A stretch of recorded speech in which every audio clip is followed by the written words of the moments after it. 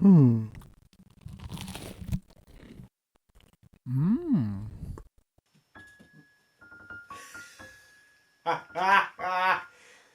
Look at that look on your faces. I pulled the wool from over your eyes. You kidding me? I pulled a regular old Scott Cawthon on you, you know? I said something wasn't gonna happen. It happened. Or it was the other way around. Anyways, who cares? It's pick before time, baby. Are you telling me that I wouldn't pull all this and not do something with it? You crazy. You crazy. It's kind of weird how obsessed I am with this series, but it's really no surprise. You know, that whole video I made a couple months back, it kind of explains itself, so only just is logical to make the sequel for it, you know? I don't know, I really enjoyed Pikmin, and I kind of find 4 my game of the year, personally. You know, the same year that I played Ishin, you know, I played Like a Dragon, you know, Yakuza 7. Hi-Fi Rush, I played Pizza Tower, I played God Hand this month. I've played a lot of great games. But this one specifically, just stuck out to me. And I wonder why. Pikmin 4 does so much right to me, and it just gets better and better. Best way I can describe it is Pikmin 2 2. You know, if has a weird little dash like it's a Final Fantasy title. It kind of wears it on its sleeve. Which, as much as I don't want to start off, it has to be said, this game doesn't provide much in terms of new. I'd say about 95% of content and enemies are brought back from previous ones. I don't mean like your standard bulborbs and blowhogs, you know, the normal ones that stay around. I mean more like Baldy Longlegs from Pikmin 3, Sparklium's the only remnant from Hey Pikmin, for good reason. Original Wallywogs are back, Fiery Bulblacks, Joustmites, Dweevils return, Anode Beetles, Doodlebug, Iridescent Glint Beetles, Breadbug spotted, Creeping Chrysanthemum gets a redesign, Jelly Floats, and almost every boss is some variety of an old enemy or straight up classic. I'm not going to spoil many surprises just yet, but if you've played the game or, you know, seen a bit of it, this rings pretty true. Now, I'm sure some of you more astute viewers/listeners might have noticed a lot of those enemies were from Pikmin 2. And that's not cherry picking. There are just that many from that game specifically. Which is not to say they don't have original enemies. Far from it. I like things such as the Porquillion, Gildamander, and the cake enemies are a real neat design to me. Not to mention the Shootwhacker just being a good watermelon boy, Sun Squish being one of my favorite skill checks, and the Waddlequaff just giving that good suck. Outside of a couple others and new variations of old enemies, that's it. This is a weird issue for me since, while Pikmin 3 isn't my favorite, there was a good variety of enemies and a lot of things there seem new. Shoot, even Hey Pikmin tried to bring in some new variety there. I don't know, maybe I'm just crazy. But let's move on to something more positive. Honestly, the fact that they brought back the caves, firstly, makes the game a lot more interesting. Which is definitely a hot take to a lot of people, but honestly, as I delved about it last time, don't talk about the caves! I like caves! The worst part about them is that quite a few of them are straight up ripped from Pikmin 2. Same layout and all. Others honestly do provide an interesting experience and teaches you the new mechanics of this game specific. One of my favorites being one that doesn't really do much, but the simplicity helps. That being called the Dream Home. It's a single floor sublevel in an endgame area, but it has a lot to do in order to solve a giant puzzle unlocking this safe. There are 3 different playing cards you gotta collect in order to open the combination to this safe. But you don't know entirely which enemy has which card, and you gotta scramble around in order to find it. There's also the below-grade discotheque, which has you use conveyor belts and mushrooms to solve various puzzles blocked by enemies. There's also a bunch of fire floors, sprinklers, etc. Not to mention Groovy Longlegs was a great surprise, and fresh take after not really liking the Shaggy or Baldy Longlegs. And also, Groovy Longlegs isn't a spoiler, it was in the trailer. Everybody knew he existed. He just has a name now. As I'm sure many of you guys are probably thinking, I can't talk about caves without bringing up the engulfed castle, and, well, I'm just gonna let my initial reaction tell you all you need to know. Nobody willingly, like, does a second playthrough yet. Oh, my lord. Engulfed. No. No, no, no, no, no, no, no, no, no, no, no, no. I just had to open my mouth! No. I just had to say it! No, no, no. God damn it, no. Fuck. Now, with that out of the way, there's one more thing I should mention about the caves. And there's actually more than one type. What? Huh? Yeah, that's right. So in Pikmin 4, there are these people whose head look like chisels, for anyone who remembers that game, but they're standing in front of cave entrances in the overworld. Now there's two types of things associated with them here. One is a Dandori battle, which is essentially a one-player version of what multiplayer is, but for losers like me, who don't have friends who play Pikmin locally. Second is just called Dandori Challenges, where you basically have to get as much stuff as possible in a set amount of time, managing your time efficiently. Now, I'm sure you might be asking, what the hell's a Dandori? I'm sure nobody asked, but if you need to know, Dandori is a Japanese word basically meaning planning or having a strategy in a time and task management.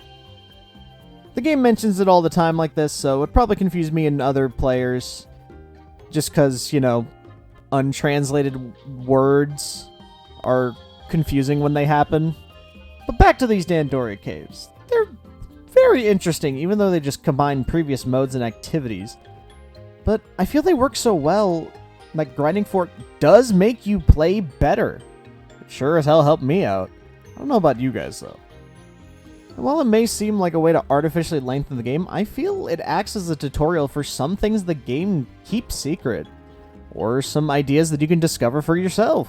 Shoot, you may not have known about certain things. Honestly, it's super fun. It even culminates into this pretty decent side mode that challenges all that you got. You get it after beating the main story and getting certain medals and challenges.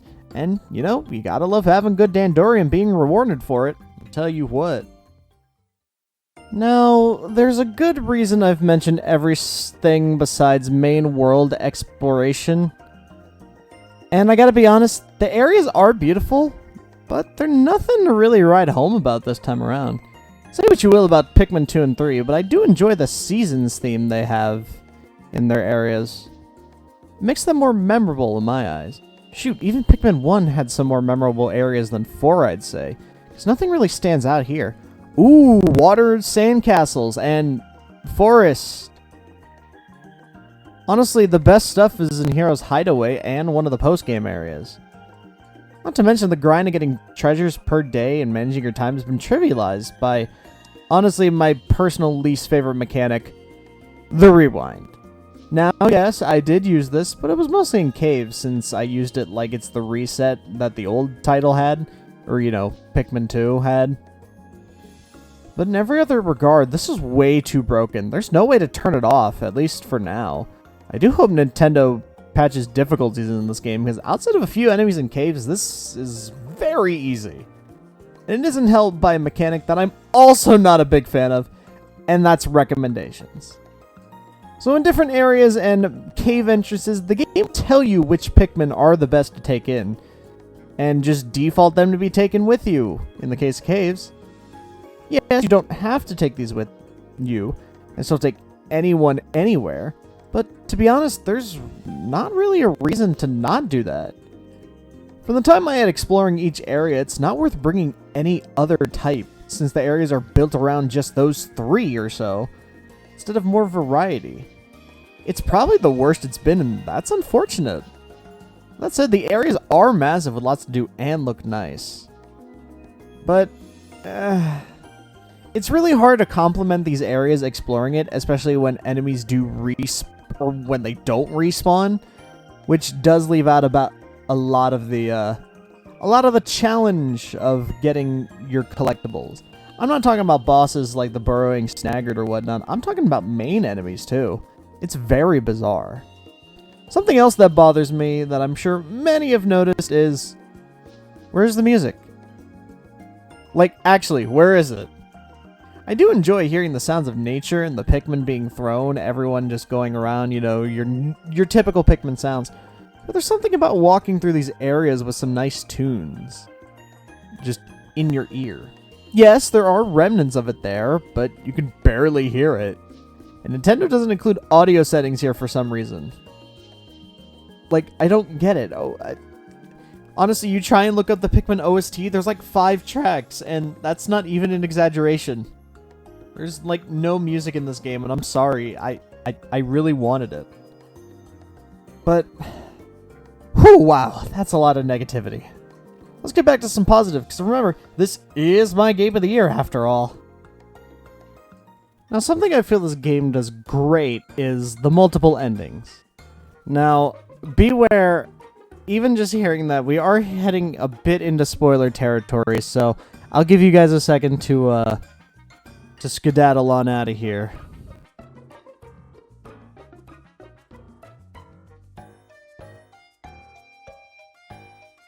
Okay, ready? Now, yeah, there is more than one ending in this game. After going through the 4 main areas of Sun-Speckled Terrace, Blossoming Arcadia, Serene Shores, and Hero's Hideaway, you save Olimar and the game is over. Before lamenting on the end of this journey, you see one little son of a bitch! That's right, Louie's back and he's become a direct antagonist of the postgame, unlocking 2 more areas. But you gotta compete with him in Dandori battles in order to save him and the space dog Moss. Which, once you get through the first area, the Giant's Hearth, Louie runs off to a new zone, the final one, Primordial Thicket. And after beating him again, unlocks the final cave in the game, Cavern for a King. This acts as a boss rush of sorts, which is pretty cool, honestly, leading to one final enemy, the Ancient Sire Hound, which I call the Ancient Siren Hound because I can't read. But I'll be real, this enemy is probably just as cool, if not cooler than the Titan Dweevil. It has the same idea of using its elemental attacks, except the Siren Hound does things in phases, so it's like a gauntlet of sorts. And all this to help out Ochi, who I've neglected to mention. Honestly, I love this little boy. He's such a good addition. Even though he is easily exploitable, he is the most convenient part in managing your Pikmin. Mainly when Gochi here can carry them all and initiate the best form of the Bum Rush, creating some good combat strategies in certain situations. Not to mention the dogs can act as their own characters, and when given the right upgrades, you can multitask them and have them run around on their own like they're their own captain. It's a neat way to change things around. I like it. Now, I say dogs as in plural, so what do I mean by this? Well, you get another post-game thing that you can do called Olimar's Shipwreck Tale. You basically get it right after saving Olimar. This is a loose retelling of Pikmin 1 in this weird offshoot timeline of events, and I'd rather not get into that at all. But all you need to know is you go through the areas of the game, up to Hero's Hideaway, and collect ship parts. A lot of them are really, really similar to the ones that you find in Pikmin 1, like the Ionium Jet, the Interstellar Radio, you know, all that stuff. There's no caves at all, it's just you and your little dog Moss, the green one. You know, the homophobic dog who knows what you are. Sniff, sniff. It's a great thing that the game gives you that much more to do, and I haven't even talked about night missions.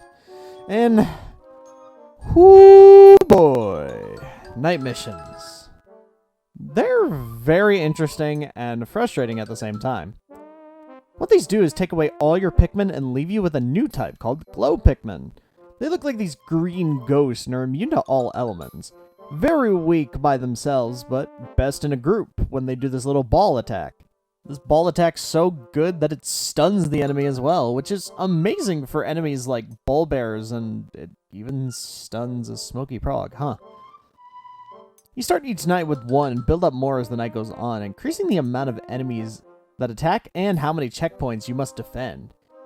It's the best way I could have seen to create a Pikmin tower defense, though I feel in some later stages, It piles on way too many enemies and with not enough prep time. I mean, look at this. There's 2 smoky progs, multiple bull bears, and a baldy longlegs. Yeah, on top of that shit Sunday, we got Bulborb larva going here. Hallelujah! Holy shit! Where's the Tylenol? On top of that admittedly minor gripe, this is a great idea. I just wish it would be implemented so you could explore normally, but just as night. Even with these buffed up enemies, I feel it would give the game that edge it needs. Shoot, make the glow Pikmin more overpowered and the only ones you're able to have. It could work. I feel it could work.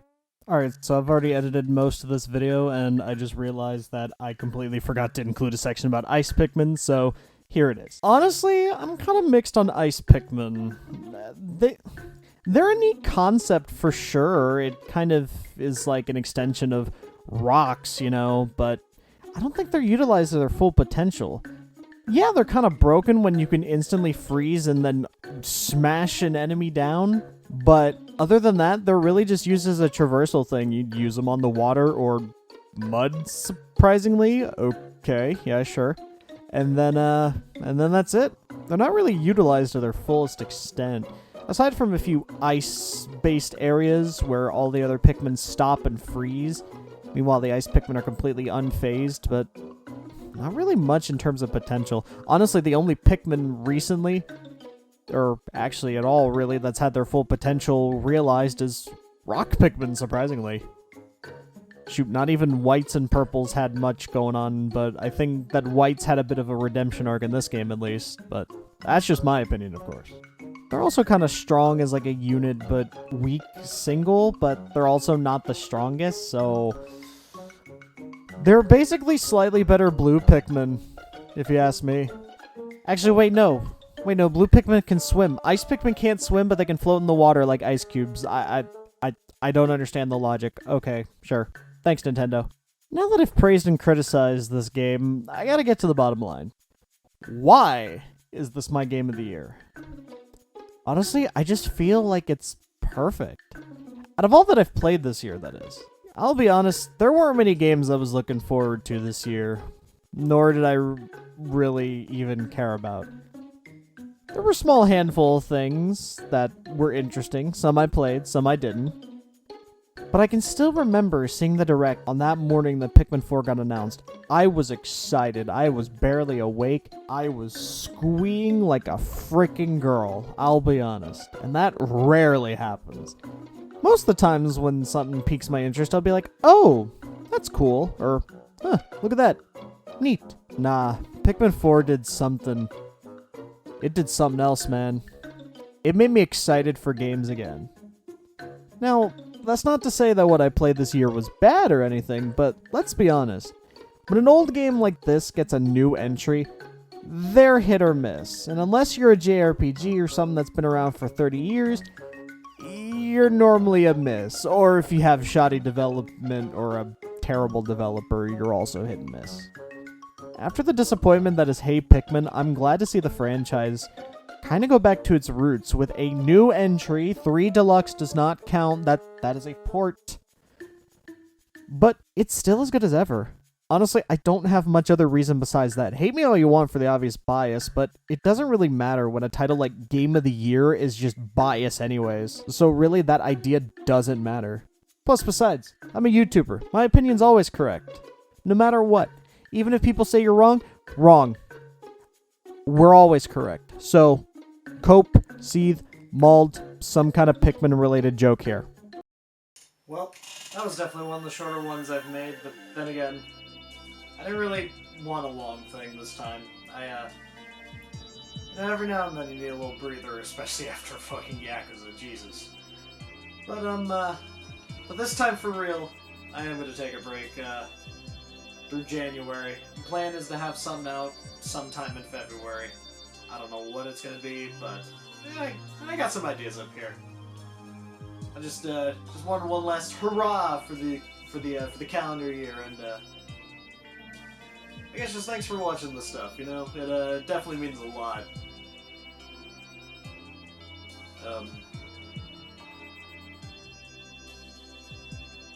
You know, despite me just just talking about whatever I feel like. It's interesting to have a platform just to talk about video games, which is really what I want to do. I don't know, I just like talking about things a lot of the time, so... Yeah. Here's to whatever I come up with in the upcoming year, and, I'm gonna figure out what I'm gonna do next, so... I'll see you guys later.